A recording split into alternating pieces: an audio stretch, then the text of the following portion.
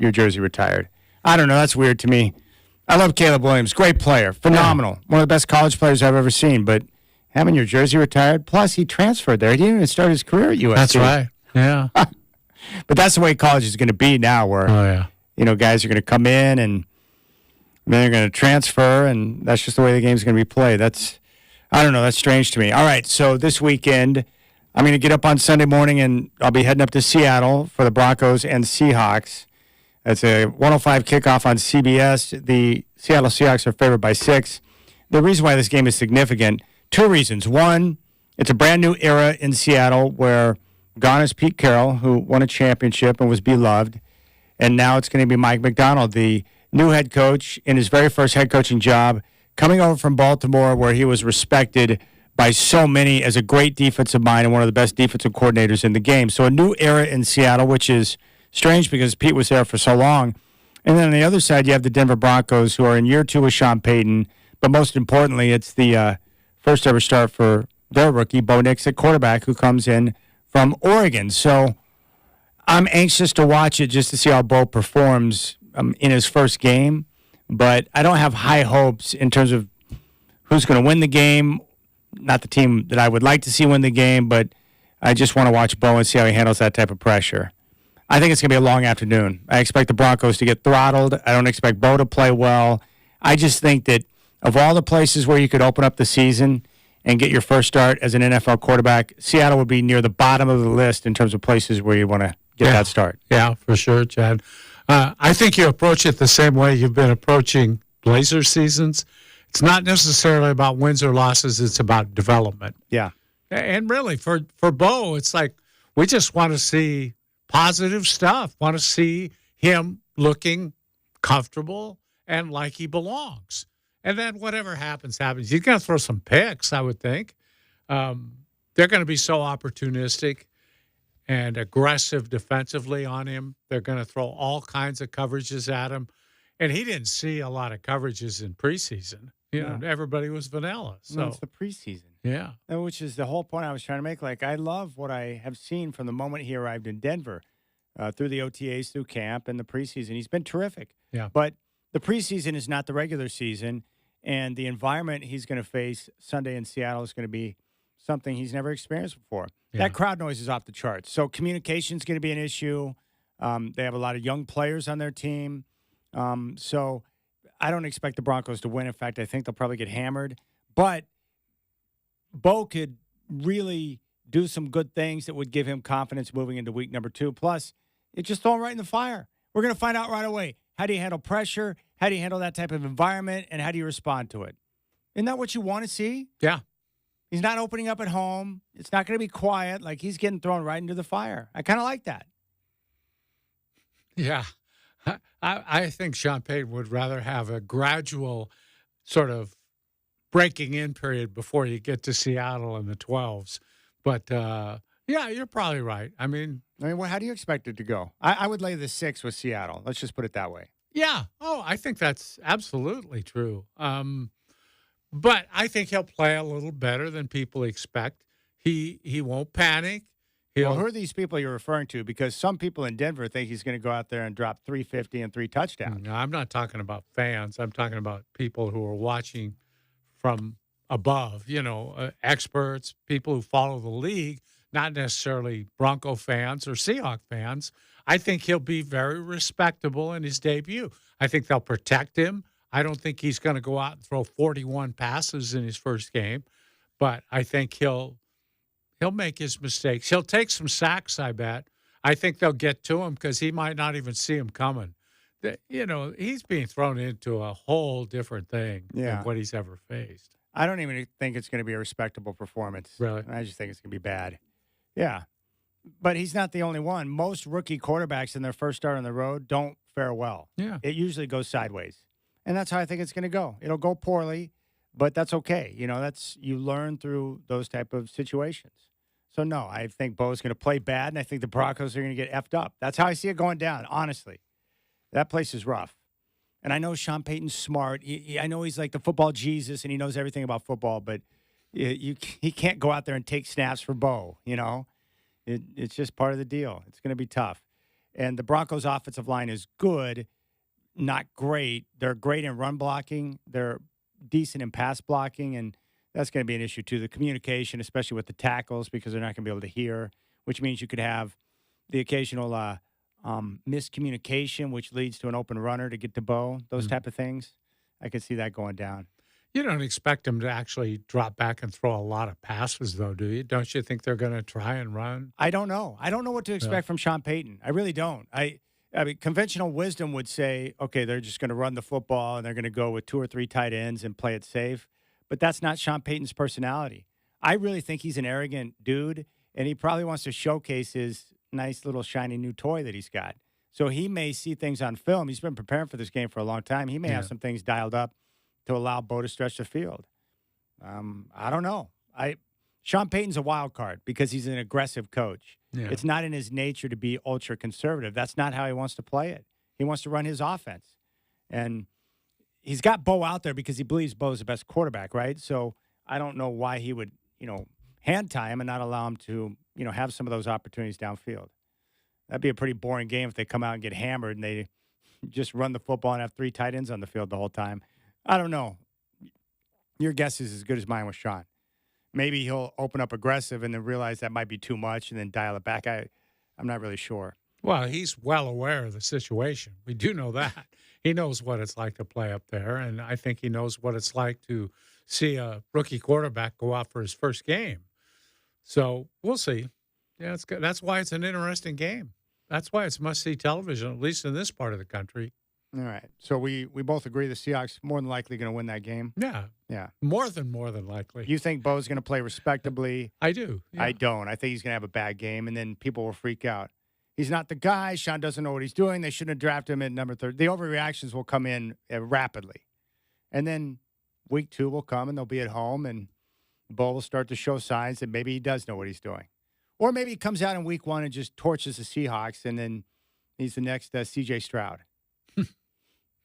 You don't think that's going to happen? I don't, no. All right, the game tonight, Eagles and Packers. I would put John Gruden kind of in the Jim Harbaugh category. He's crazy. He's very crazy. He knows the game really well.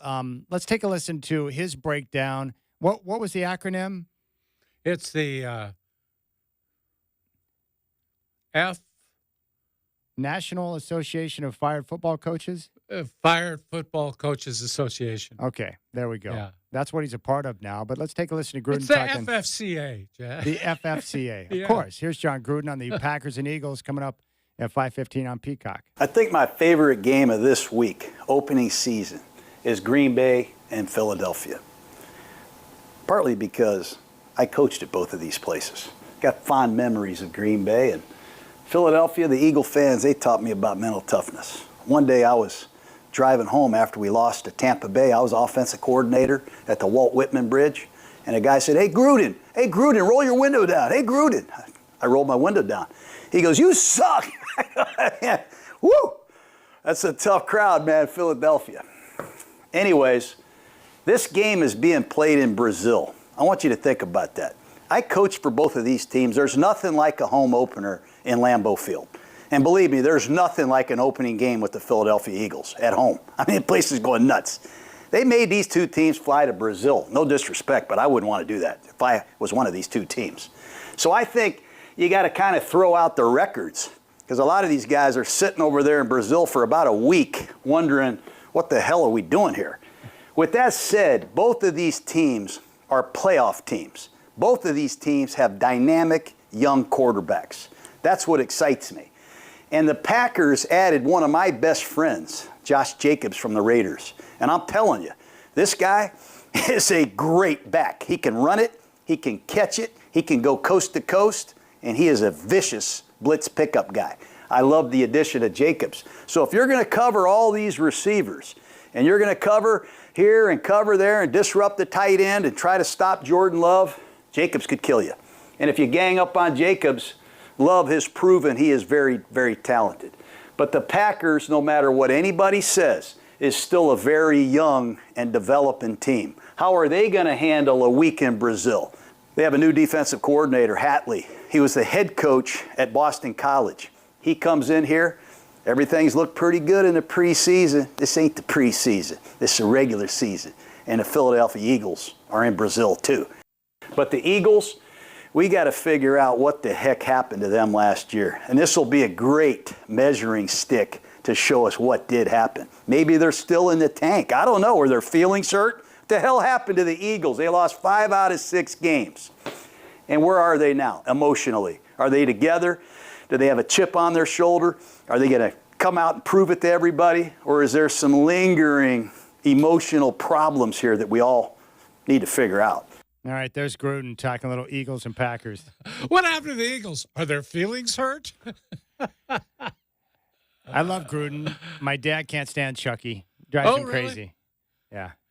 Doesn't like the facial expressions. And he was also the Raiders coach, which puts him on the enemy list. Yeah, I get that part of it. Now, Gruden does lean Eagles for the game tonight. We'll see how it shakes out. They're favored by 2.5. When we come back, we'll talk Bo Nix, Broncos, Seahawks, week 1 up in Seattle. Brandon Krisztal, 850 KOA. What type of game plan should we expect from Sean Payton with his rookie quarterback? We'll ask him.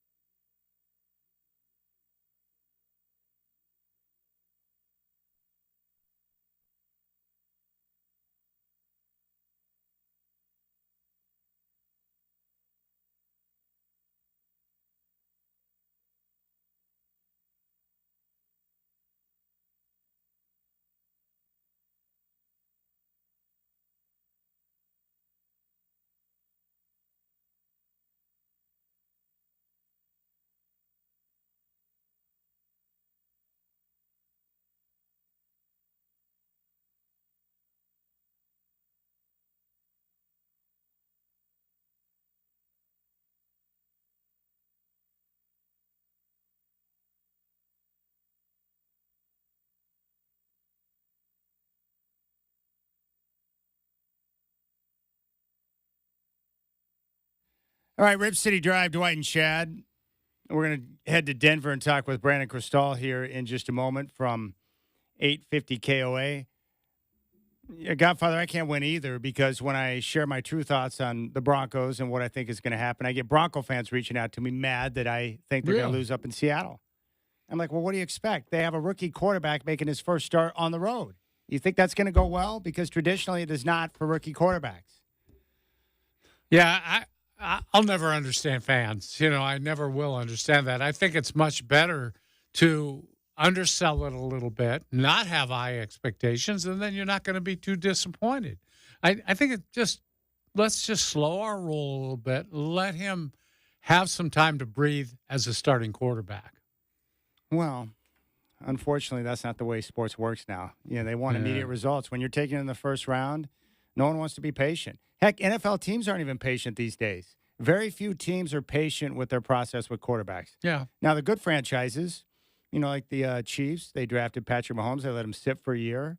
They gave him time to develop. The Bills, they had a rough go at the beginning with Josh Allen, but they continued to work with him throughout the course of the offseason, and he made improvements.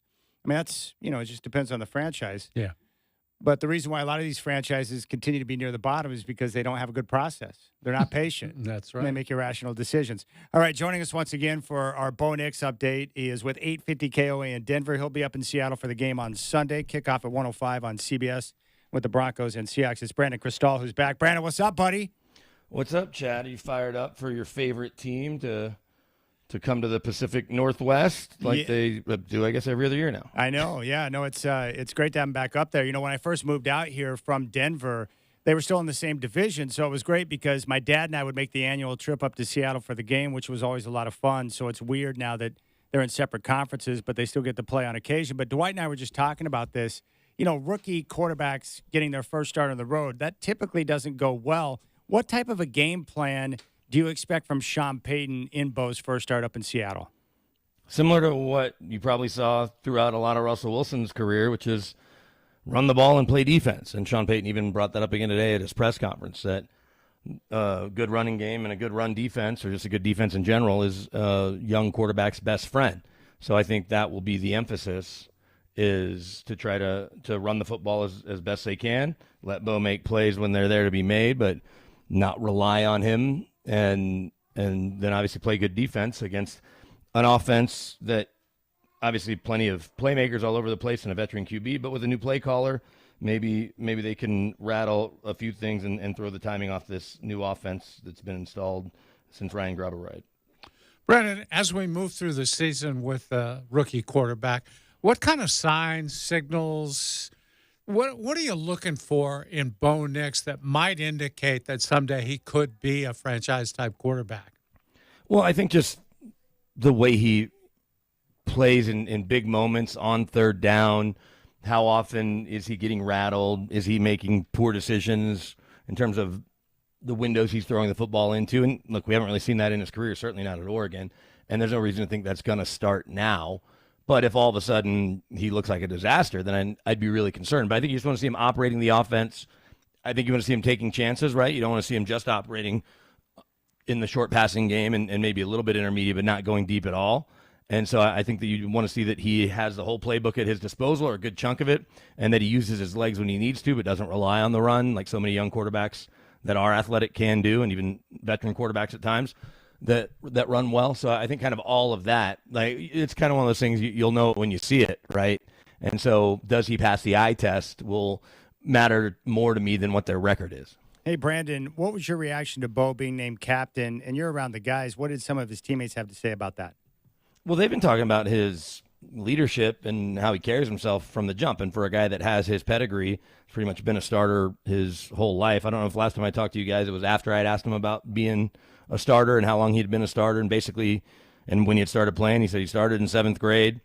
Then in 8th grade, he was the JV backup for the high school, or the JV starter and the varsity backup for the high school team until midway through 8th grade. And I didn't double check if his dad was his coach even then. But by the middle of his 8th grade year, he was the starter, and he's been the starter in every football game he's played since. And so that's all he really knows. But I go back to, it's not the biggest thing in the world, but he and Alex Singleton, who's the captain of the defense, were at a Morgan Wallen show together earlier in the year or in the summer. And then he and Garrett Bowles, as Peyton Manning told us, stopped by the pairings party for the Castle Pines BMW Championship a couple weeks ago. And so he's hanging out with his veteran left tackle. He's hanging out with the veteran linebacker. And it seems like he just carries himself the way that QB1 does, because that's kind of all he's been his whole life. And, Sean Payton went out of his way to tell us that Cortland Sutton got the most votes of any of the players for captain. And so I think that, you can believe coaches as much as you want to believe them, but then talking to the other guys, it seems like he really was voted captain, and I'm not sure that's the same everywhere, but it feels genuine, at least to this point. Okay, it's one thing to talk about a rookie quarterback in his first start of the season and having it be on the road, but this isn't exactly like your ordinary road game, too. Seattle has a way of manufacturing a lot of noise, and it usually leads to penalties on the visiting team for, illegal procedure, delay a game, all that stuff. How much more difficult is it, do you think, for him to be opening his career in Seattle? I think it's certainly a challenge. I actually asked Sean Payton right at the top of the press conference today about that, because we could hear the noise yesterday during practice, and then they went in the indoor today because that's where the synthetic turf is, but I think it also made it extra loud at practice. I said, look, you coach in New Orleans, one of the loudest places to play. Do you have any tips or tricks? And he just talked about kind of the evolution of the noise and how back in the day they actually would call a penalty on the crowd. And so I don't know how far back in the day, but that sounds right. I'm not gonna say he's wrong about that. And we know how loud it is up there. It was on Monday night 2 years ago when the Broncos opened and Russ made that return in game 1, and just how loud it is all the time, right? It was manufactured to have really great acoustics and make it a true 12th man home field advantage. But my pal Softy Mahler, who works at our sister station up in Seattle there at KJR, pointed out to me that since 2019, taking out COVID games without fans, when fans have been there, they're 17-16. So just like the home field advantage at Mile High existed forever, and certainly hasn't in the last 8 years, I think to some degree it's not what it once was, but it certainly can be a factor. But then and Bo didn't want to, I think, overstate this, although plenty of players have across the entire NFL. When you play in the SEC in 100,000 seat stadiums nearly week in and week out, or 80,000, 90,000, you're in some loud places. So it's not like he played at Delaware State, right? He obviously has played in some big games, the Iron Bowl being one of them, those 3 games against Washington the last couple of years, huge games there and loud stadiums. So it feels like to this point nothing's been too big for him, but certainly if Seattle gets some momentum and if they're playing well, it can be a huge factor. You're absolutely right. We're talking with Brandon Krisztal, 850 KOA in Denver. He'll be in Seattle this weekend for the Broncos and Seahawks. What are your expectations for Denver this year? I think they're going to surprise some folks, and they could set the tone by doing it on Sunday. We know they're almost a touchdown underdog. At last check, it was 5.5 or 6. So if they can not only cover but go in and win, I think that can really start to change the narrative. And you see some national people that are thinking that 5.5 win total is too low. I bet it up to 6.5, and think that they're going to be north of that. I mean, Sean Payton, now he did have Drew Brees in those 3 years, but he's never lost, or 7-9 was his worst record ever. So he's never not won at least 7 games. And I don't know if that means he's 7-10 this year, if that counts as tying that mark or not. I guess it still makes it true. But a wild card doesn't seem out of the realm of possibility. Now, if you believe Isaiah Likely, and the best the Chiefs played was last night, then maybe the Broncos will beat the Chiefs twice. I don't know if you caught that. It kind of felt like a flawed logic where he's like, we didn't play well, and if that's the best they got, and it's like, well, if you're allowed to get better, then they're also allowed to get better. but if he's right, and that was the best, and look, the Chiefs were still pretty darn good. You can't pick them to win the division, not as long as that team's playing the way they are, and they've got that dude at quarterback, and now one of the fastest kids in the league to go with Kelsey and the rest of them, and a strong run game. But I think a wild card berth isn't that crazy to expect, because we know about the turnover in the league every year in terms of playoff teams, right? About 50% are new playoff teams every year, and there's no reason to think that the Broncos can't snap that streak. They're an unproven roster for sure, but when Pro Football Focus calls them the worst roster in football, apparently they haven't seen the Packers after Jordan Love, and they were not good even in the joint practice, not even counting the game where none of their starters played. Jordan Love's awesome, and they do have some interesting pieces, but I wouldn't be surprised if we see that even in Brazil tonight, that Green Bay takes a step back. I think Arizona's roster isn't very good after Kyler Murray's talent. And you guys, that are watching Seahawks games see him twice a year when he's healthy. And obviously Marvin Harrison Jr., we know he's got all-world potential. But Carolina's got a bad roster, I think. And so the Broncos certainly on paper may not blow you away, but I do think that there is some talent. It's just unproven. Okay, Brandon, what's a realistic expectation for Bo Nix then? Well, so you look at like the rookie marks of guys that aren't, I guess, Andrew Luck or certainly C.J. Stroud last year. He maybe raised that bar even more with just his proficiency. But knowing that they're going to try to run the ball as much as possible, let him run, and they adjusted his yardage total in Vegas or online from 2850 before he was named starter for total yards to 3015. So it's only 10 more yards a game, 177 yards a game. I think that's not a crazy number to expect that if he plays all 17 games, we know it's a big if just because of the nature of the NFL in that position, that he can average 177 yards a game and probably a little more. But I think 25-ish touchdowns, 6 to 10 picks, because he just doesn't turn the ball over a lot, probably a handful of rushing touchdowns is probably realistic. If he's north of 25 or 30 touchdowns, then it's probably a rookie of the year kind of conversation because it means they're probably winning games. But I think just kind of what we've seen, he'll have a high completion percentage. He probably won't have crazy yardage, and some of that's going to be because he doesn't stretch the field that much. And then some of it is also that they don't have the most dangerous weapons in the passing game in terms of being able to stretch the field, although we'll see what Troy Franklin can become when he finally, when it all clicks. And Marvin Mims, who hadn't done much in the preseason, but showed his ability to get deep last year as a rookie, went to the Pro Bowl as a returner. But Cortland Sutton's not getting behind anybody, and I don't know if Josh Reynolds really is, or little Jordan Humphrey when they activate him. Greg Dulcich at tight end might change that dynamic a little bit, and we know that Sean Payton's teams always have top 5 or top 3, if not number 1, to throwing out of the backfield to a running back. So expect a lot of passes not only to Javonte Williams but also to Jaleel McLaughlin. So I think if they're over 500 and his numbers are respectable, you feel pretty good about it, and there's no reason to think that he can't be in that kind of realm that I just threw out there.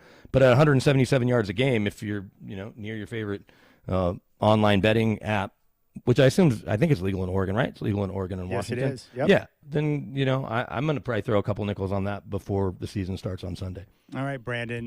The offensive line, 4 of the 5 starters are back. Center's going to be new. They have 2 Northwest guys, Luke Wattenberg from Washington, Alex Forsythe from Oregon, who are going to man that position. How does center look with the rest of the guys on the line? Well, they like him. They like Forsythe. They like you know how it is. People think linemen are big and dumb, but they're usually big and smart. And Wattenberg won the job, fair and square. But they like Forsythe's upside and his intelligence as well. So they felt good about either of them. But Wattenberg, who played there at UW, obviously wins the gig. But when you've got one of the highest paid guards, 2 of the highest paid guards next to you, one of the highest paid tackles, and a couple of years ago, one of the highest paid left tackles, so right tackle and left tackle. Like, what Mike McGlinchey and Ben Powers are and what they aren't, and what they aren't is great pass blockers, and Mike wasn't in San Fran either. But they're going to, with Quinn Meinertz there, who's now a top 5 paid guard, and one of those guys that's right on the verge of making the Pro Bowl. He's a Pro Bowl alternate last year, I believe. They're going to be stout up front, and that's kind of a hallmark of a Sean Payton offense, is fortifying that O-line and fortifying the defensive front as well. That's the first thing he did when he got to New Orleans all the way back in 2006, and it was the first thing he started to do last year, and then just continued to build on it this year. So, yeah, you're always going to be worried about an unproven center, especially with a rookie QB, but they think that because of the intelligence of the guys that are going to be snapping the ball, and then Bo Nix's ability to read defenses and have that kind of computer processor in his brain, plus the vets around him, that you'll be able to get past the fact that you have a rookie QB and an unproven center. All right, Brandon, Colorado is at Nebraska. I'd be interested to hear your thoughts on that game. Obviously, we've seen how talented CU is at a couple of spots, and no one's going to be surprised if Shedeur Sanders ends up being the first quarterback taken, and at the very least a first rounder. And Travis Hunter really is the most talented player in college football. There's not a lot of arguing that from analysts, players, former players alike. And then the other wideout, Jimmy Horn Jr., also a stud. Seems like a bona fide pro. But after that, and the left tackle, who's the highest recruited left tackle, is going to Ohio State, and I've had people say he was the best left tackle prospect they've ever seen. You know, it's hard to tell with an 18, 19-year-old. But beyond those guys, it's just a bunch of players in a lot of ways. And they didn't look great defensively against North Dakota State. They didn't run the ball well, but they didn't really need to, I guess, because they were able to throw for nearly 500 yards. Last year, Nebraska came in, and it looked like CU kind of beat them up, but Nebraska turned the ball over 5 times. Matt Rule pointed that out this week. So now you go to Lincoln, where they've got the best quarterback prospect who came in as a true freshman. Obviously, the pedigree of a dad in the NFL. His uncle's one of the O-line coaches there, I believe. But Dylan Raiola looks the part, and Deion talked about it this week, as did the defensive coordinator, Robert Livingston. And so they know they've got their hands full. It's the last time these teams are going to get together for a while. There's nothing on the books going forward.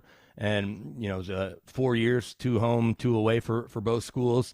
And obviously we saw it for so long in the Big 8 and Big 12. But it means a lot to people around here. And so I think it's going to be a big-time test for them. I just don't love CU's roster top to bottom. And not just because of the transfer portal stuff, but just you look at where they're still vulnerable in spots up front defensively and maybe even a little bit in the O-line, although they clearly are protecting against the pass better, at least to start. I mean, Shedeur was one of the most sacked guys if not the most sacked player in college football last year. So it's not going to surprise me, or in fact, I picked Nebraska to win earlier today.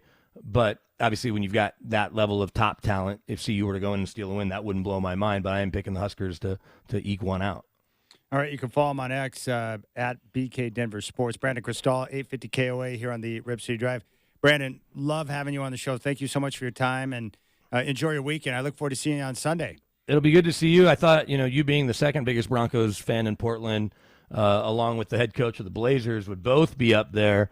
But I have it on good authority that no Chauncey? That Chauncey's going to be in New York at the finals of the U.S. Open, so unable to make it to the opener. Otherwise, he was going to cruise up from Portland. Maybe you guys could have carpooled, but he'll be cheering. He'll be cheering for your Broncos from the Arthur Ashe Tennis Center, and I'm sure keeping track of it on his phone while he's there at the finals. You know what's crazy is that with the family and friends I have back in Denver, like they all love Chauncey. Like he's revered in the Rocky Mountains. He's big time there.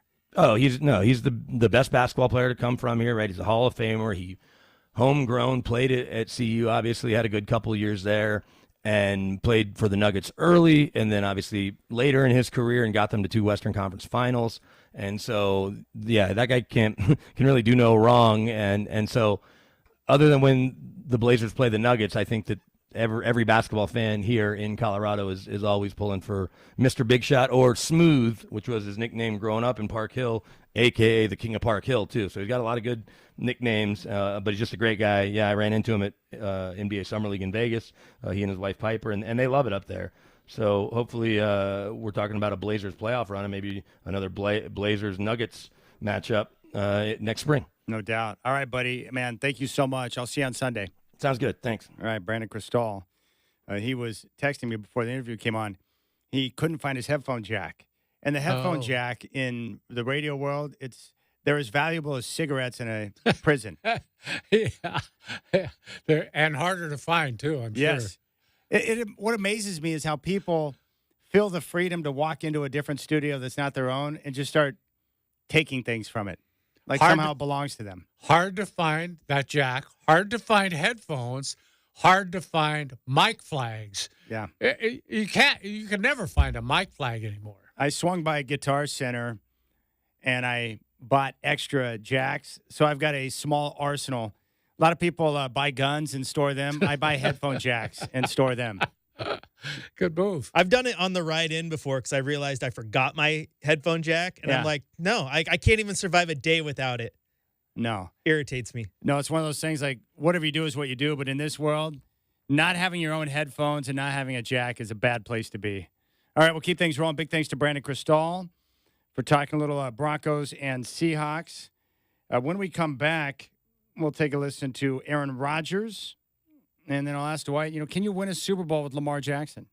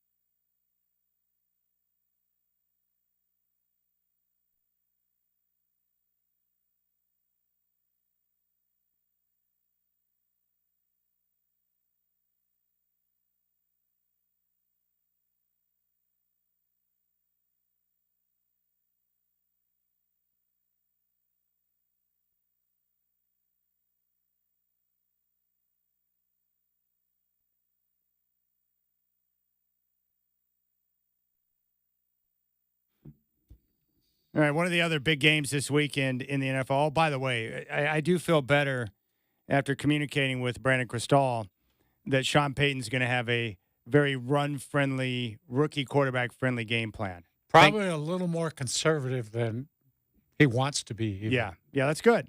That's the way it should be. Mm-hmm. Don't put Bo in a position to get destroyed out there because you're asking him to do things that against the defense. Because you know as well as I do that McDonald, he's got a rookie quarterback coming into his house. Bo Nix is going to see some stuff he's never seen before. He absolutely is. And he's going to have about 2 seconds to figure out what to do. Yeah, and by the way, the speed in the regular season may be a little bit different than the preseason, too. Yeah. All right. Aaron Rodgers is fascinating. One of the greatest quarterbacks of all time, but a lightning rod of controversy because people either love him or they hate him.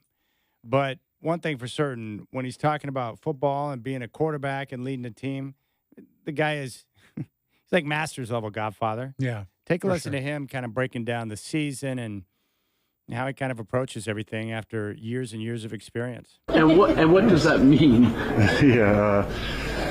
Well, the mental part of it is the most important part. You got to get your mind right. It's a grind. It's a long season, a lot of ups and downs. You got to prepare yourself to really get off the wave. You got to find a way to be a stability point for the team, and so we're not riding the highs too much or riding the lows because adversity's going to come at some point during the season. We got to make sure we're handling it the right way. Mike McCarthy came in years ago and said what seemed to be a wild statement at the time in 2006. He said our biggest difficulty is going to be handling success. And as the years went on, I realized how important those words are. We were 8-8 team his first year. Then the second year went to the NFC Championship. I think what he meant was you just can't ride the highs too high, and then the whole world's crashing down after a tough game. Regardless of what happens on Monday, we win. The headline's going to be, we're going to the Super Bowl. We lose, same old Jets. So I think we need to get away from some of those outside themes and trust that the program, if it's good enough week one, it's good enough the rest of the season. So we got to trust the process, be great competitors, show up, be professionals, and show out on the field, and let the chips fall where they may. I don't know how you don't feel nothing but confidence if you're a teammate of Rodgers getting ready for the opener. When that guy's talking like that, he's got the whole thing down. He has the league down. He's got the on-field stuff down. He's got the media stuff down. He's got it. It's just like, I got this. He's got everything. Yeah. That's why you go crazy to try and get a guy like that. Because if you get him and he stays healthy this year, the Jets are going to be a darn good football team. I don't think there's any doubt. And the league is better with him being healthy and playing football. That was devastating last year. In a matter of 3 plays, the Jets became unwatchable and not even a storyline. What a disaster. And they are a disaster as a franchise, but Rodgers is good enough to right the ship there. I can certainly remember, I'm sure you can too, sitting there watching that game and seeing him go out that early in the season, in the game, and just thinking, well, so much for these guys. It'd be the last time I watch them. All right, I want to ask you about Lamar Jackson. He's never going to be the perfect quarterback. He's not Joe Burrow. He's not a pocket guy. Hopefully he can improve some in that department. Can the Ravens win a championship with Lamar Jackson as their starting quarterback? Chad, I think they absolutely can. Yeah, he's a great quarterback. He just does it differently, and I think we agree on that. And I don't think what he does is really necessarily sustainable over a long period of time because I worry about his health. I think running as much as he does, whether it's a conceived running play or if he's just scrambling out of the pocket, he gets hit too many times, and it's going to be harder as he ages to be able to do that. And then at the same time, he's not a great pocket guy, and most teams win from the pocket. But, yeah, he'll have a season where things go right and they have the right pieces around him and everything goes their way.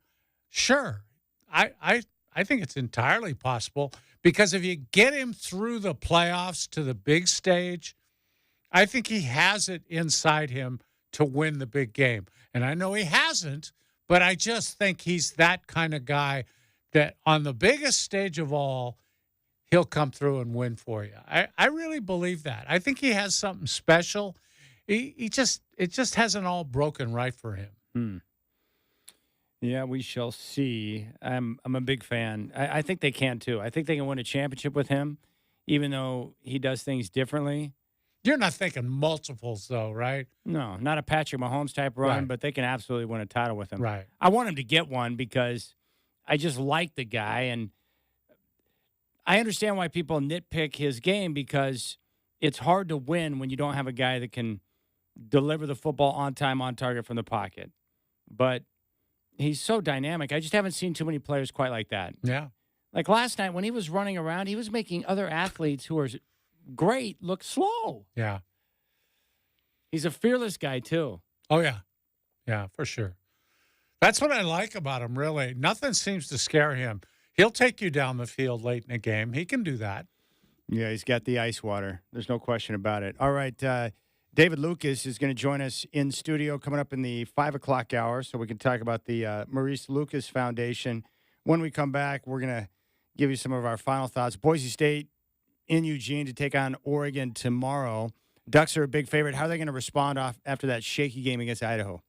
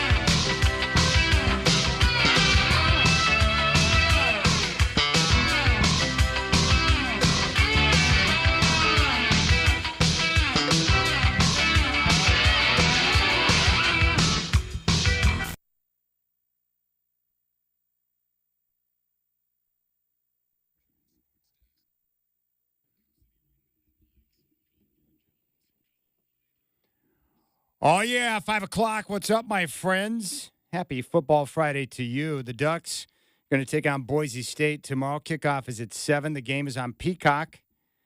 Oregon favored by 19.5. Oregon State will travel to San Diego State. The Beavs, a 6-point favorite. 7:30 kickoff. Pregame at 5:30 on your home of the Beavs, 1190 KX. You can watch it on CBS Sports Network. Packers and Eagles from Brazil tonight. That kickoff is coming up in 15 minutes on Peacock. Philadelphia, a 2.5-point favorite. The Steelers will meet the Falcons Sunday in Atlanta, but Russell Wilson's status unknown as he deals with a calf strain. The Seahawks home openers against the Denver Broncos. Bo Nix making his very first start. Seattle is favored by 6. And Bryce Miller on the mound today as the Seattle Mariners will take on the St. Louis Cardinals coming up in 15 minutes. Right now, the M's 4.5 back of the Astros in the West. Houston will host the Diamondbacks tonight.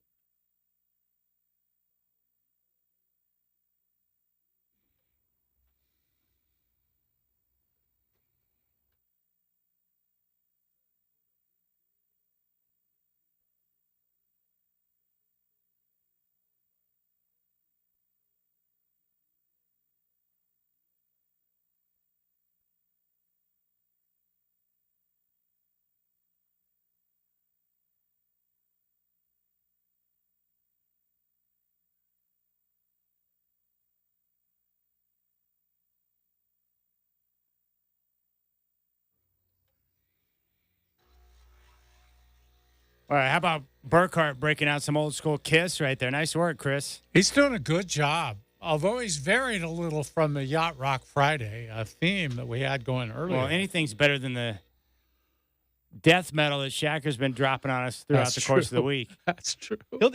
Whenever I fill in and host for you, like he'll drop some weird ones now and then. You're like, don't turn off the listener, Shacker. And then he's got a excuse and reason for everything that he does. All right. We're going to talk to David Lucas, who's going to join us in studio here in just a bit. Big football weekend. Hey, Burkhart, you were at the game on Saturday where the Ducks squeaked past Idaho and put in all the Duck fans into a sheer panic. How are you feeling now as they get ready to take on Boise State? Where are you at mentally with the Ducks? I mean, this will be, I think, a real test, really. You're going to see if your Ducks are a fraud or not, and I don't think they are. I think it's so much to be made about stumbling out of the gate, right? Like, say Boston College doesn't go in and beat Florida State, right? Florida State rebounds and they look great. Well, people forget about that loss at Georgia Tech real quick. So if Oregon can come in and do what they're supposed to do and what we all think they can do, which is dominate a football game and win by multiple touchdowns and dominate in every facet, then you forget about that squeaker against Idaho really quickly. So you think they will? I think they will. I think they match up better against Boise State just because of what Boise State does. I think offensively, they are missing one of their best offensive linemen, and they had to push some people out of position. That hurts. Defensively, the pass defense wasn't great, but I think that's something they can work on. Defensive run game was, I think, stout, and I think that's going to help them get through Big Ten play. But again, I think they match up better with Boise State, and sometimes you have first game jitters and things are back. I mean, being in Autzen felt weird. Like the vibe just felt off all day. So maybe that was something in the air. You know what I mean? I think week 2, it's a whole different ball game, and they got to go out there and prove themselves. What kind of a response do you expect from Oregon in this game against Boise? Oh, I think we're going to see them playing harder and better. I think there's going to be a real effort to put that game behind them from last week. Yeah, no doubt. I keep going back to what Joe DeLeon told us yesterday, where he brought up a good point. Last year, Alabama, they opened up the season. They got hammered by Texas at home, and then they nearly lost a game to South Florida. Yeah. Their offense wasn't good. People kind of discarded them as legitimate national championship contenders, and then week by week, they continued to get better. They got stronger, and before you know it, they're beating Georgia in the SEC title game, and they got their spot in the playoff and lost a close one to Michigan and nearly played for the championship. So, it's not uncommon for some teams to start a little bit slow. I do think it's important that they play well. Most importantly, important that the offensive line tightens it up a little bit and plays with confidence, right? And controls the game. Yeah. Yeah, I think the spread, is it still around 19, Chad? 19 and a half. Yeah. Okay. Yeah, I think they'll probably play to that spread, maybe win by 20, 21, something like that. It should be right around that number. But another close one with some challenges on the offensive line would put some panic more so in Duck fans. Yeah, it would. Although, big picture would be it doesn't hurt them at all in terms of the playoff. You're right. It really wouldn't matter. No, it doesn't. It's okay to start slow now in college football, get off to a rocky start, but then, make improvements. All it does, though, is cast doubt. It casts doubt on, okay, you got Ohio State coming in. You had trouble with Boise State. You're probably going to have a lot of trouble with Ohio State. Yeah. But the reality is, who knows? You know. You got time to work. You got time to continue to improve. Which game concerns you more, Burkhart, this week against Boise or next week at Oregon State? I think it's this week against Boise. I mean, this is not a team that went through the offseason ringer that Oregon State did, right? Oregon State looked decent, but they were also playing a much worse Idaho State team than the Idaho team that Oregon had. I think this game's scarier. I mean, it just is. There's something as a Duck fan that you just don't like playing Boise State. I don't know why you can't feel safe going into any game against the Broncos. Well, it's the 0-3. Yeah. It's the 0-3. It is. Even though some of them were long ago, there's just something about the aura of Boise State that you don't like. Yeah, and that stuff gets burned in our memory banks as sports fans. Oh, without a doubt. You and I talk about it all year long on the fifth quarter and game day about, how Blazer fans are scarred by the memory of Jermaine O'Neal being traded, right? Things get burned into your brain as a sports fan. Well, let me just say, it's easier this time because you're not playing them on that stupid blue turf up in Boise. I covered a game up there one time, Chris. Their blue uniforms and the blue turf, I swear, some of those guys are invisible. You find somebody wide open out there for a long pass or something, they didn't even see the guy. Yeah, it was really hard to play on that turf. I can imagine. Chad is a college football video game connoisseur. I mean, if you play Boise State in the video game, they blend in. It's hard. Dude, for my birthday, I got the S Series. I've been playing NCAA football for the last week. It's so nice. Oh, my gosh, dude. I can't put it down. Huh. I won a national championship with App State, baby. Dude, it can't be a very realistic game then. I'm a good coach, okay? Yeah. The game's legit. The game's legit. It's fun. And what's great about the game is that, the computer's tough. Like, you gotta know where you're going with the football, and you can't hold on to it. You got to make quick decisions or you're dead. Yeah, we're in a big league with friends, and every time I get the user versus user game, I sweat profusely. It is tough. Gosh, it's so good. Dwight was telling me the NFL's upset with EA Sports because the NCAA 25 is better than the Madden games. That's what I heard. Oh, it's much better than the Madden games. Much better. Well, how do you think that sits with the NFL? They don't want that. No. No. The NFL is so protective of their stuff. Like, when I was watching the week one here of college football, I noticed, the announcer saying that it's a 2-minute timeout because we don't want to say 2-minute warning. We've been told not to say that. Did the NFL really come in and say you're not allowed to call it a 2-minute warning? The amount of money the NFL makes off of its free feeder system? Come on. The other thing I saw, I forgot to mention this too. In college now, they're using the tablets on the sidelines. You used to not be able to do that. Now they're doing that. And communication, too. Communication. Well, yeah, everybody heard that. I haven't seen the tablets. They're using tablets now? Yeah, they are. Yeah, they showed them on the sidelines. They come in just like the NFL guys and take a look. Now, are they using Apple or Microsoft? Well, you can rest assured somebody's got a contract with somebody. Yeah, I don't know. Probably up to the individual school on who you go with. How much money is the NFL making off this Brazil game? Well, I know the government down there gave them $5 million for showing up. They had to pay $500,000 rent for the stadium, but with what they're charging for tickets, and tickets, the stadium holds 50,000 roughly, and they'll cram more than that in there. They say they could have sold 300,000 seats to that game. Who knew that people in Brazil cared about the NFL? I mean, I wouldn't have guessed that. I think the NFL is just big everywhere. So if you have a chance to see it in person for the first time, why not go? Yeah. They could have sold 300,000, but where would they put the people?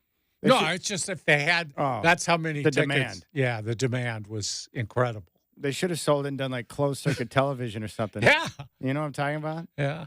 I've been to things before where you can get like the closed circuit TV. I'm like, no, I want the real thing. Well, that was the old days. Yeah, that's the only way you could watch boxing in the old days.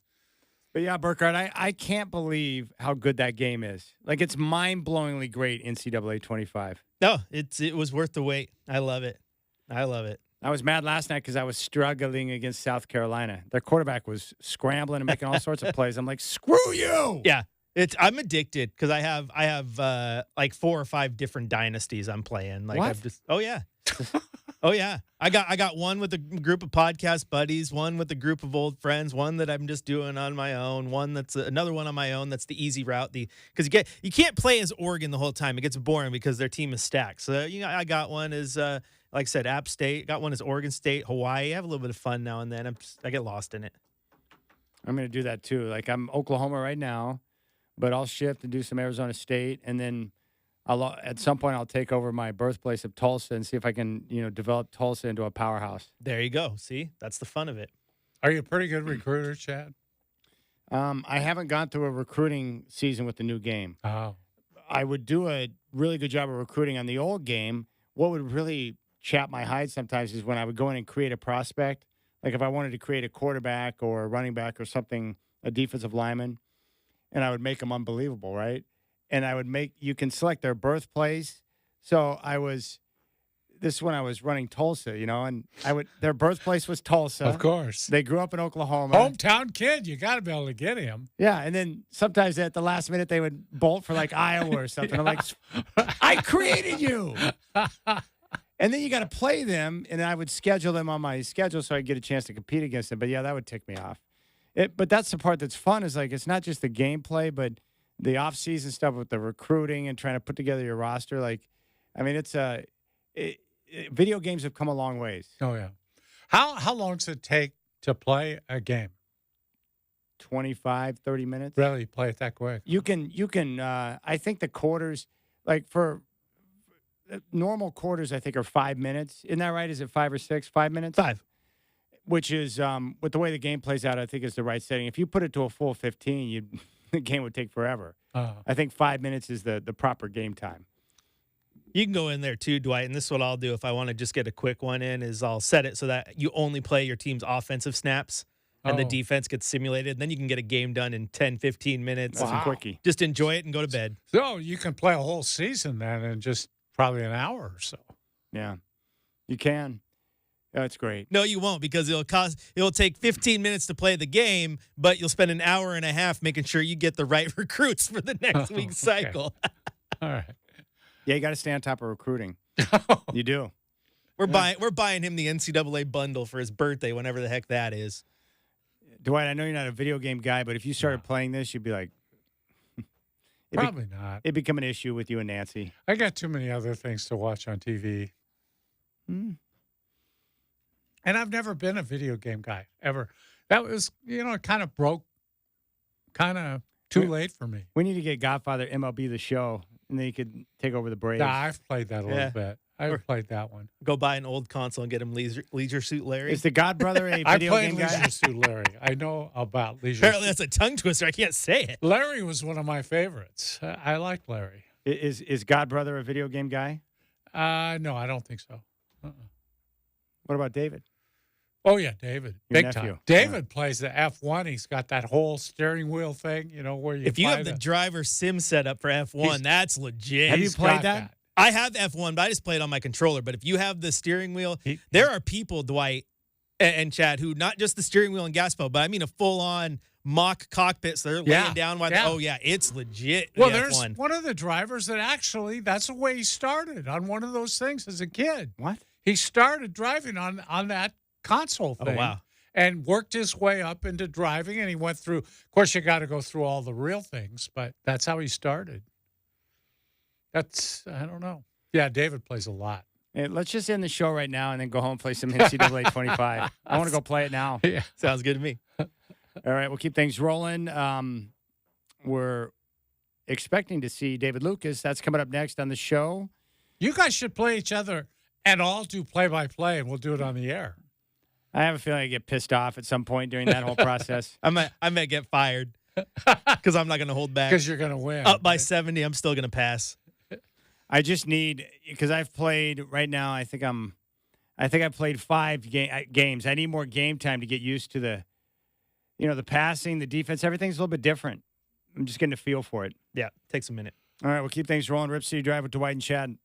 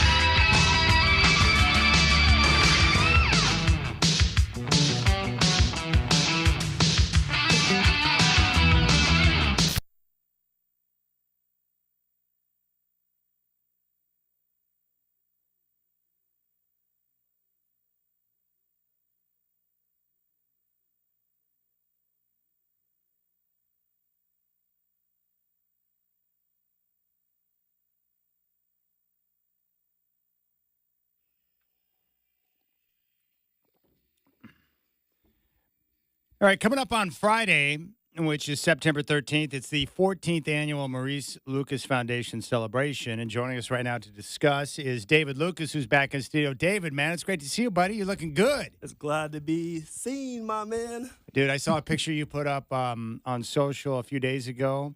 Your daughter, who I think you just told me is 11 years old, first day of school. I can't believe how big she's getting. First day of middle school.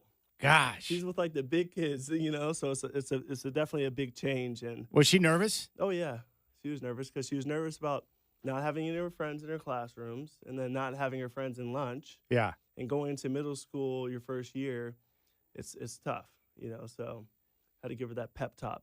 How'd the first day go? It went great.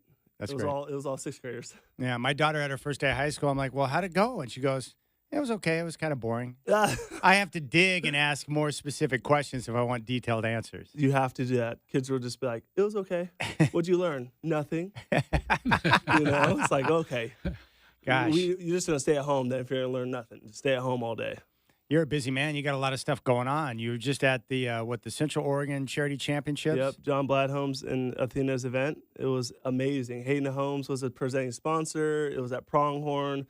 Golf course was, great shape. And we tied for third.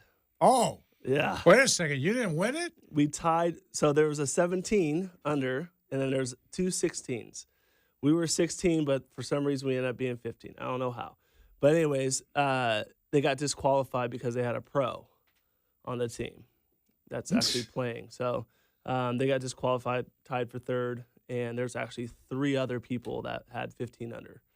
And we got the 5th place. So they gave us 5th place instead of third. Wow.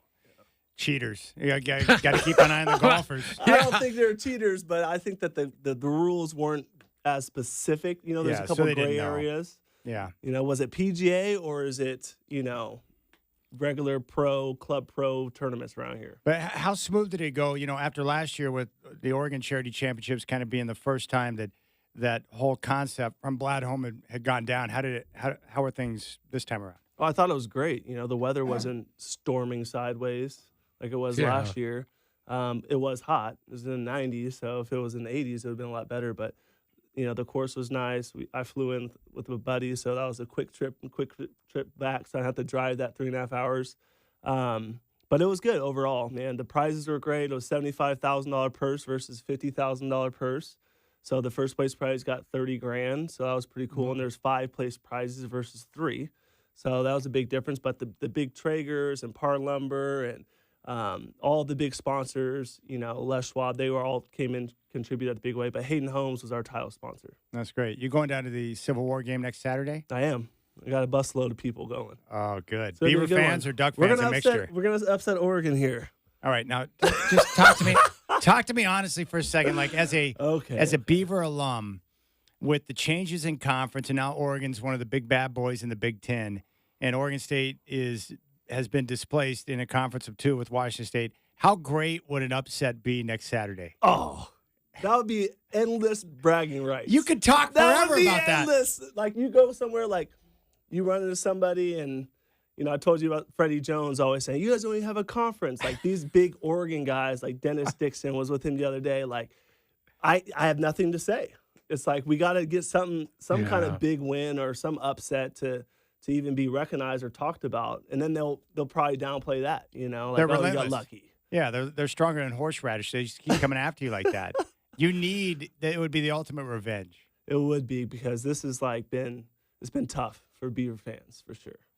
Well, it's so great to see you. So you got a busy week because you've got the gala coming up on Friday, the 14th annual Maurice Lucas Foundation celebration. 14 years old. Yep. That's amazing. Yep. It's been 14 since my dad passed away. Launched it, and this is a big year for us. I think every year is a big year because it's our one time to celebrate our students, our families, success stories, bring in all the celebrities, and get all the sponsors together and have a big black tie event.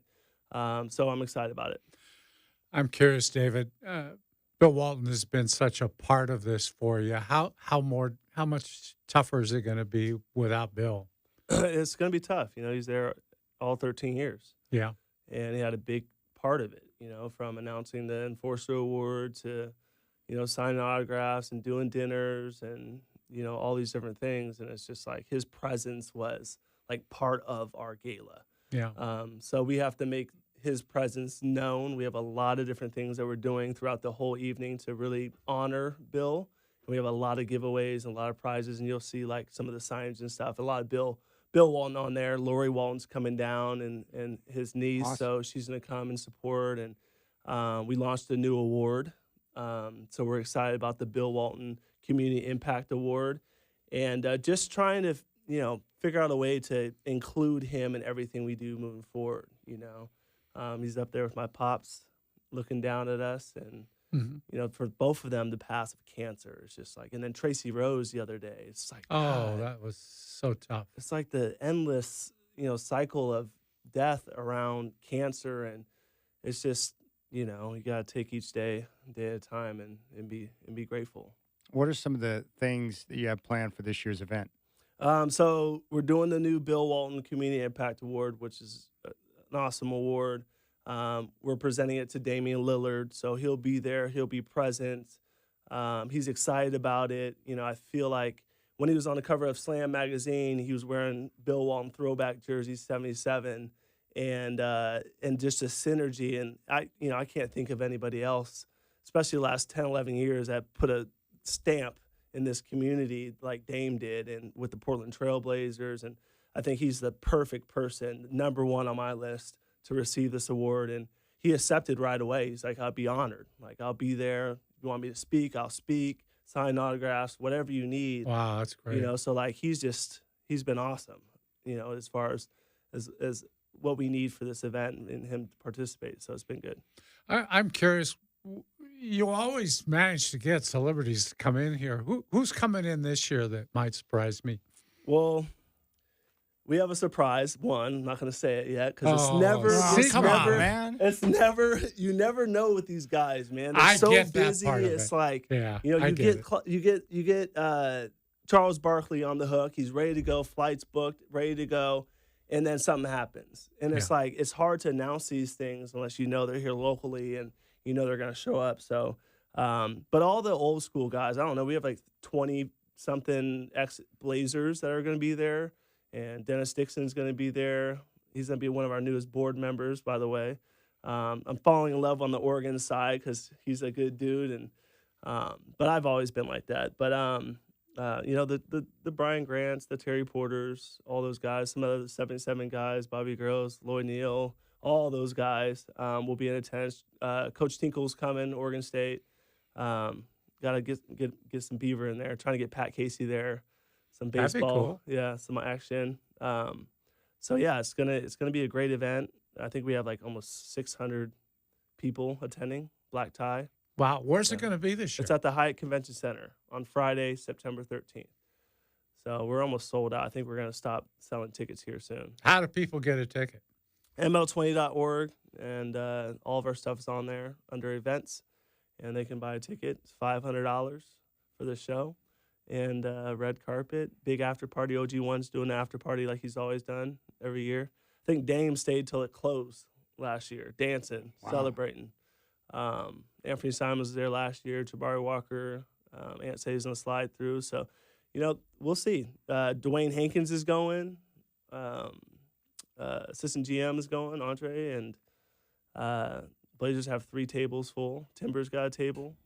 So it's gonna be good. That's great. We love Dwayne. He's a cool dude. I love him too. He's been a good dude for me. And the Blazers, through the years, as you told me, they've been very supportive of your efforts with the foundation, haven't they? Absolutely, they've been supportive on all aspects. And it's tough when there's turnover and there's new executives there, and you're having to rebuild these relationships and new coaches and staff and. But the ones that have been there since my dad was coaching or before that, have been awesome, and the new people that come on have just been really supportive. So it's been cool to see that continued support and consistent support every year. We got David Lucas in studio here on the Rip City Drive. You can go to ml20.org. You can get tickets there for the 14th annual Maurice Lucas Foundation celebration, which is coming up on Friday at the Hyatt Regency Portland at the Oregon Convention Center. What else is next for you in terms of what your plans are with the foundation? I think the biggest thing for us is to really figure out all the different areas we want to support, and do we want to go to the David Douglas area? Like, we're doing things in Salem and Albany and things like that, and then actually when that time is to venture out into all the cities that my dad played in. I think Phoenix might be the first one. There's a lot of other partnerships that want us to expand to cities, but we don't have that synergy there. Yeah. But expanding to some of the cities that my dad, played in, I think is the next step. And Phoenix, playing with the Suns, and might be and then obviously going to Marquette and being there. You got Dame there right now, but hopefully he comes back here soon. That's great. Specifically, you've touched on this before when you've been on the show, but give us an idea of, like, with some of your programs, your after-school programs, some of the stuff you're doing with kids, like the impact that you guys are making. So it's a 13-year comprehensive program. We see these kids we start in 6th grade, they enter our program, then we see them all the way through to get their master's. And we have a scholarship program, financial assistance program, internships, job shadows, college campus tours, educational field trips, sporting events. Kids need help with counseling. And it's not just the student, it's the student, the siblings, and their family and parents. So it's a wraparound program. And whatever needs and resources they might need, or they're struggling with at the time, we'll be able to support them. So it's a very in-depth program that they have access to us 24/7. That is an amazing kind of responsibility for you guys to take on. Yep. You must have a lot of people working in that area. Huh? We have a lot of staff, especially hourly staff at the schools, and it's just it takes a village, and it's a lot of people hands-on, a lot of communication. But it starts at home with the kids and the parents, being committed to the program, and then we're there every step of the way. Oh, what are some of the changes you've seen, progress from people who are part of the program? Because that's got to be pretty rewarding for you when you see the impact in action of what's taking place. I think the biggest thing is just grades. The kids that are struggling in math or science or whatever it is, seeing them go from, D's and C's to A's and B's, and then stay consistent, because we have academic support. We have tutors that come in that help the kids with their homework, twice a week for 2 hours. So they're after school working with these kids on their homework and projects, so they're not taking it home and trying to put that burden on the parents to help them with it. I don't know how to do my kids' math, so oh gosh, if I had somebody else doing it, I wouldn't have to worry about it, right? Yeah. Well, one of my biggest fears is when my daughter comes to me and says, "Hey, can you help me with this problem?" And I'm like, "No, yeah, I can't." Actually, did your teacher? Well, my teacher has 130 students. Like, she doesn't have time to meet with me after school, and then you're gonna have to go hire somebody to help them at home and get their get some assistance. So this takes away that burden on the parents. So that's what I love about it. Now, is the gala, is that your number one fundraiser, David? You got other things too. Yeah, we raised over $1 million. Wow. And I think we did 1.2 last year and 1.2 for the gala. In one night. We have a huge auction. Like, I'm talking about like France and Italy and Mexico on yachts, on private jet golf trips, like you name it. Like, there's packages that go from $5,000 or $6,000 to $30,000. So it's a big auction. I think we have like 200 items, 16, 17 in the live auction. We have a super silent that has like 50 vacations on there, from the Bahamas to, Arizona, Scottsdale to Nashville, you name it. And then we have a whole bunch of silent auction packages. So it's full, man. We have a big raffle and everything. So how has the gala changed since that first one?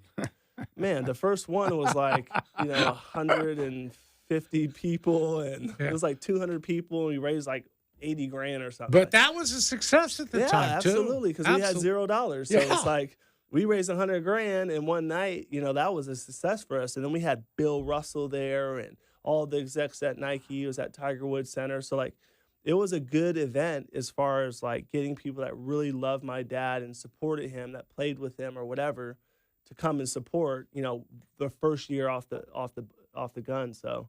And now it's like 600 people, black tie, raising over $1 million.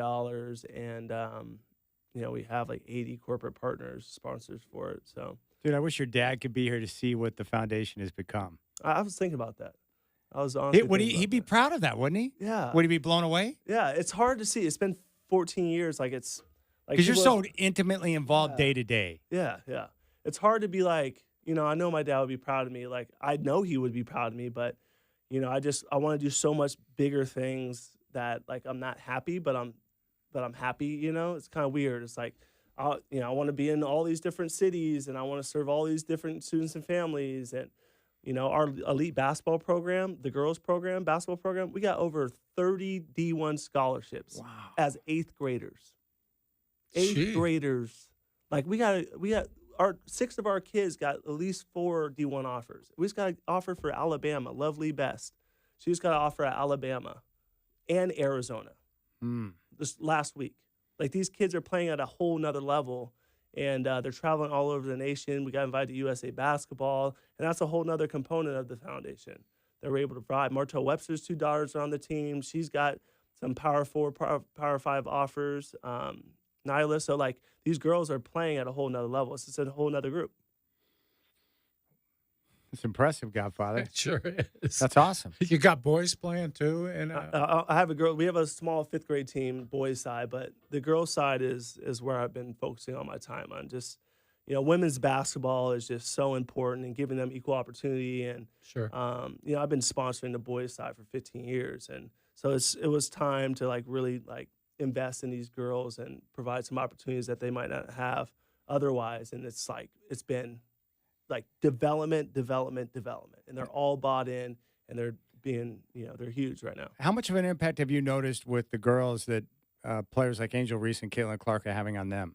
Oh man, like we did this before the girl, though, they were like on the very top, but that group of girls this last year has been phenomenal for women's basketball. Like they have opened the doors. Like talk about NIL deals and sponsorships and all these opportunities. It's been amazing. Like they're making like, 1/10 of what they're making in endorsement deals now. Yeah. As salaries. Like that's crazy. All right. We want to keep you for another segment. You cool with that? Cool with it. All right. We'll come back more on the 14th annual Maurice Lucas Foundation celebration, which is coming up on Friday at the Hyatt Regency Portland at the Convention Center. You can get tickets. They're still available, but they're going fast. ML20.org. When we come back, we'll get more on that. Also, we'll get thoughts from David and Dwight on Tracy Rose. You got the Rip City Drive.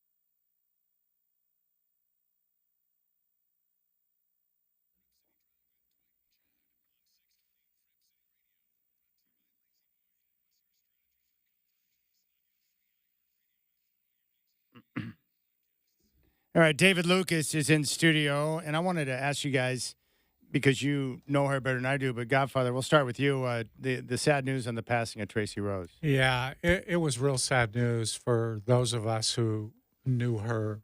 Well, she was.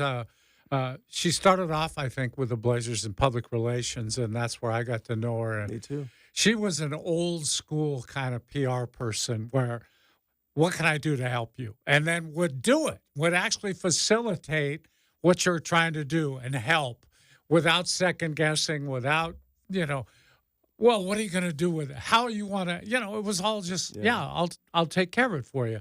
And then later on, she had an opportunity to leave the team and went on to bigger and better things. And then she got me involved with the Boys and Girls Clubs in Portland. She worked there for a while and got me on a couple committees for media and PR and stuff. But I just respected her so much for how hard she worked. She wasn't a 9-to-5er. She was out there working all the time.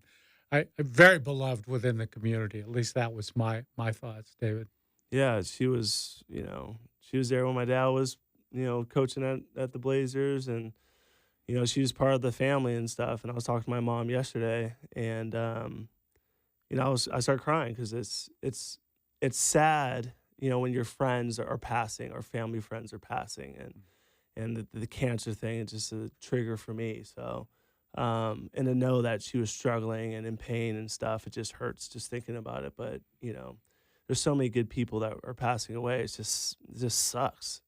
Honestly, it just sucks. And I feel for her family and stuff. And she made an impact. She definitely made an impact. For sure. I wanted to ask you, you said you had a couple of shout-outs you wanted to give. Oh, yeah. We're also doing the Legacy Award at our gala this year. So we got the Bill Walton Community Impact going to Damian Lillard. And then we have the Legacy Award that we give out, which is like our big supporters. And the Hetherington Foundation got it one year, and then Mike Richardson got it another year, and then Jill McGinnis is getting it this year with Safeway and Albertsons Foundation. And they gave us that big grant, $250,000 after their golf tournament last year. And awesome. They sponsored all of our events, and it was like probably $300,000 in the first year. So she's receiving the award, and we're going to present that to her right before we give Dame his award, and just people making huge, impacts in our community. That's awesome. Yeah, it is. It really is awesome.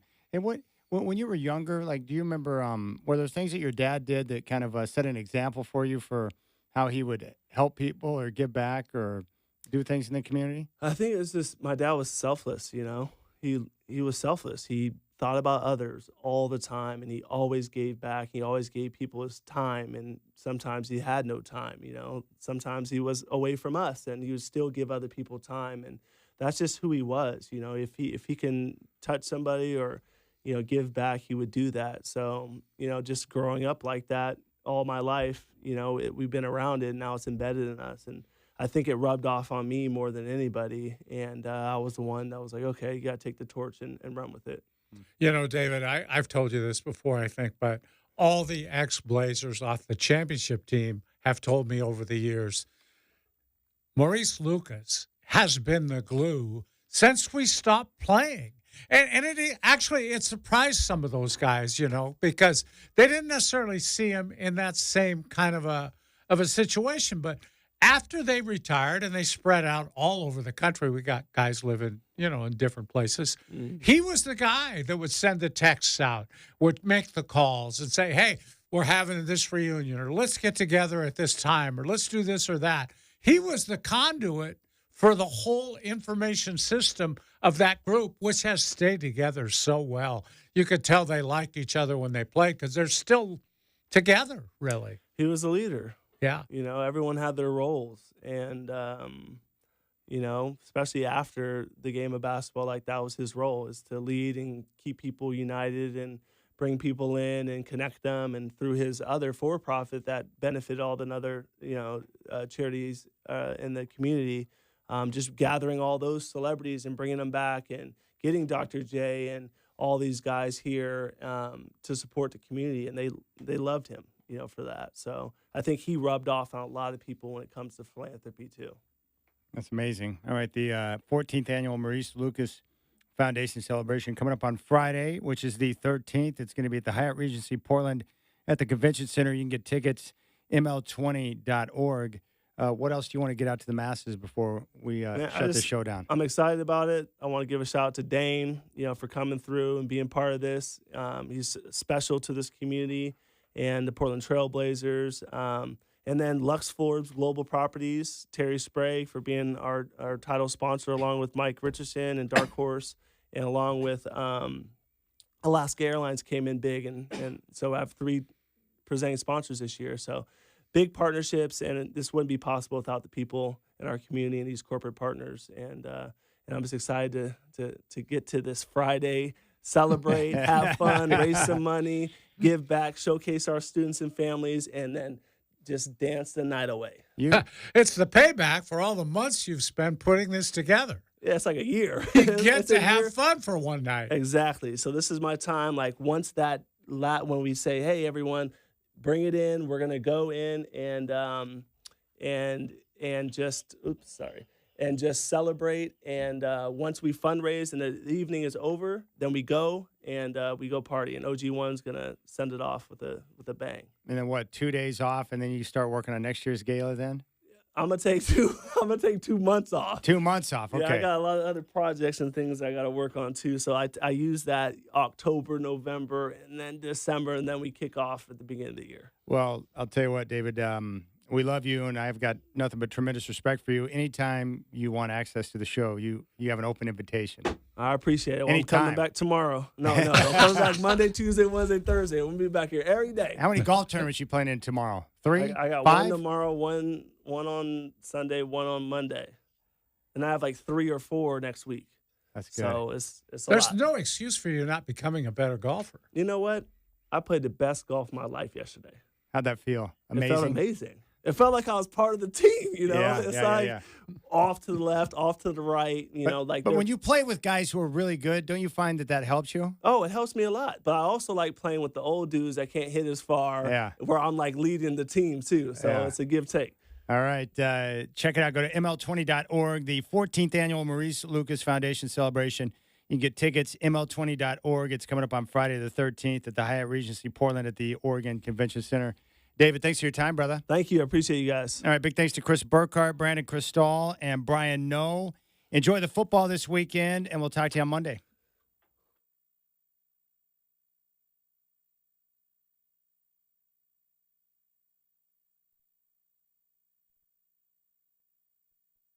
Yes!